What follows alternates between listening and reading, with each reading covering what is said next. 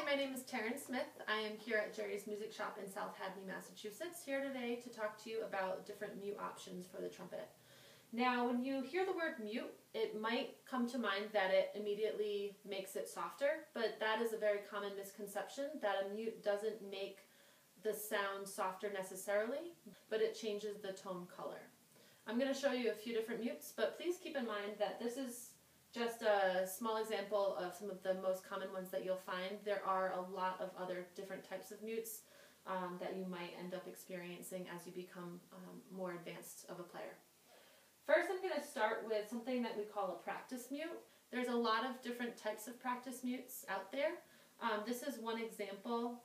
If you're interested in getting a practice mute, which I highly suggest, because sometimes you might be in a situation where you can't play your trumpet at home past a certain hour because you don't want to wake neighbors or make your cat cry or something like that. So having a practice mute to really dim the sound will be very helpful for you as a musician as you develop.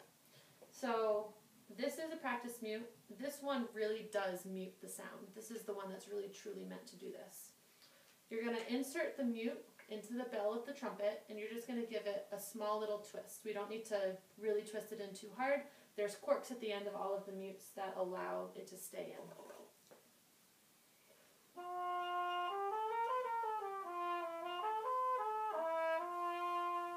Okay, so that is going to really dim the sound for the sake of practicing late at night, early in the morning, or if there's just things going on around the house that you just don't want to interrupt with your beautiful trumpet practicing.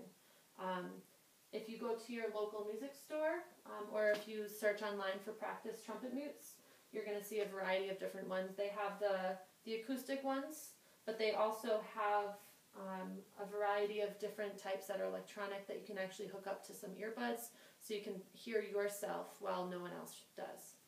Okay? The next mute I'm going to talk about is the straight mute. This is the mute that you're likely going to experience first as a trumpet player. The straight mute could come looking like this. It could be in metal. It could also come looking like this without the cup around. So as long as it's a straight type of thing like this, this is a straight mute. Just ask your music teacher to see if what you have is a straight mute. You're going to do the same thing, just put it in the bell. Here, I'll show you this way. Put it in the bell, give it a gentle twist, and then it's in, okay? Make sure on all your mutes that you have all of the corks intact. If there's only 2 corks and you're missing 1, then it won't make all points of contact in the bell and it will not stay in the bell properly. Okay? Here is the straight mute.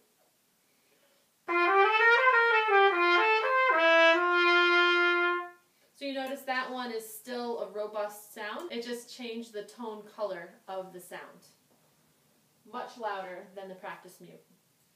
The next mute I'm going to show you is the cut mute. After the straight mute, the cut mute is probably going to be the one you experience next in your band music. Very similarly to the straight mute, you're going to put this gently into your bell, give it a little twist. Now, just some advice. Sometimes the corks on this mute in particular, and sometimes on the straight mute as well, they might be a little bit too thick, and it might not allow it to go enough into the bell of the trumpet, and it might not have enough of a covered muted sound. So if you think that it doesn't go in far enough, you can just take a nail file, or what's it called? Sandpaper. Sandpaper, and just shave it down just a little bit, not too much. It's better to take just a little bit off, try it out, but make sure you do take equal amounts off of each of the 3 corks. Okay? So put it in.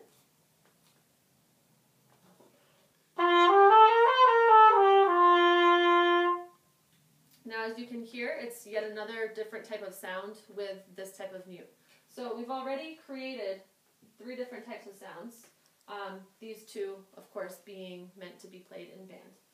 The next one I'm going to go over is something called the plunger mute that we like to use a lot of times in jazz. Now, since we need to control our valves with our right hand, and normally we control the weight of the trumpet with our left hand, we're actually going to change hands for support of the trumpet for this case. Now, in this case, it is okay, and I suggest you do put your pinky in the pinky ring for this because you're supporting the entire weight of the trumpet in your right hand. You're going to hold the plunger mute with your left hand. You're going to place it over the bell. Okay, now you're going to see the notation in the music. You're going to see either a plus sign or an open sign or just a zero. The plus sign means that the plunger is covering the bell, not necessarily all the way. Okay, we don't want it covered all the way because then the sound won't come out. We still do want a little vent. Now, if you see the O or the open sign, that means that the plunger is away from the bell, creating two different tone colors. Okay, let me demonstrate.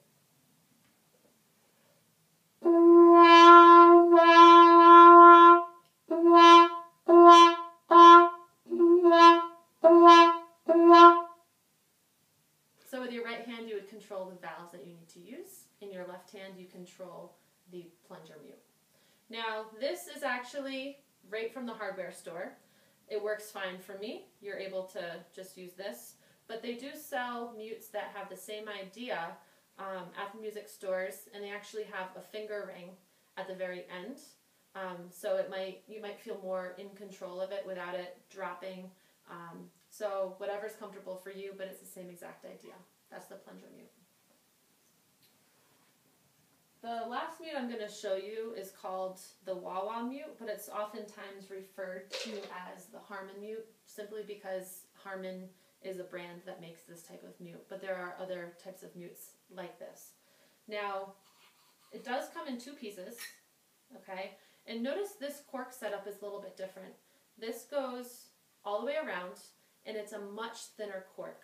For this reason, I'm going to give you a few hints and tricks to make sure that this mute doesn't fall out of the bell of your horn. As you experience the trumpet more often, you're going to see these mutes fall out of the bells of your stand partner's trumpet or potentially yours, but let me give you a few tricks. Now, if we were to tighten up our mouthpiece first, turn the trumpet to the bell facing you and simply breathe hot air into the bell, you're going to notice that condensation is formed. That condensation is going to allow that mute to stay in there because it's just a little bit more sticky, okay?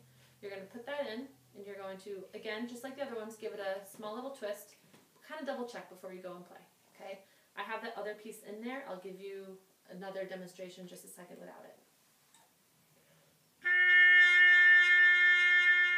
Okay, so that is a wah-wah mute type of sound. Now, this is what we call the stem. This is that other piece that I mentioned. Some music might be written with stem in. It might be stem half out, or it might be fully out. Here is stem half out. It creates more of a buzz, okay? Now let me just take it fully out.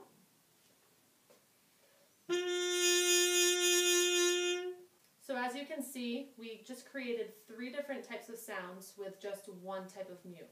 A few different variations. So that is the Harmon or wah-wah mute.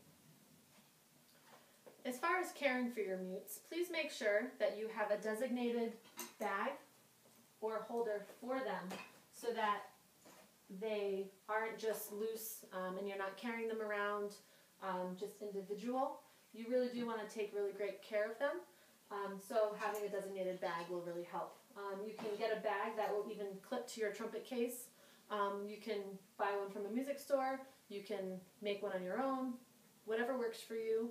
Everyone does things a little bit different.